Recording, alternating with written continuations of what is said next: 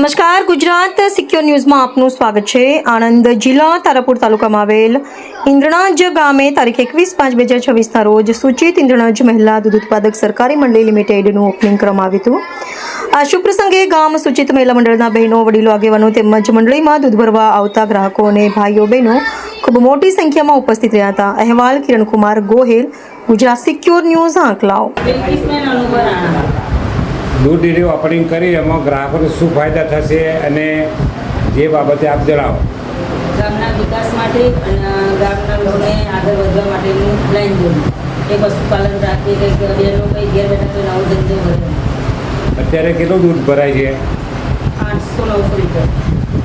જેમાં ગ્રાહકો ખુશ હોય તે કે નારાજ રહેતા હોય? ના, ગ્રાહકોને પહેલાં કરતાં પહેલાં તો બોનસ થતું નથી, ના તો ડેરી ચાલશે એટલે કંઈ બોનસ બરાબર।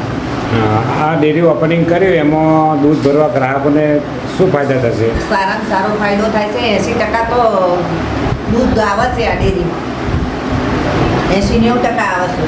હા, અને વધારો ઘણો થાય છે ડેરીમાં। આ દૂધ મંડળી નવી ખોલવાથી ગ્રામજનોને ફાયદો ફાયદો ઘણો થયો, સારું અને બોનસ મળે છે બધાને, દૂધ ભરે તો ઘણો લાભ મળે વળી।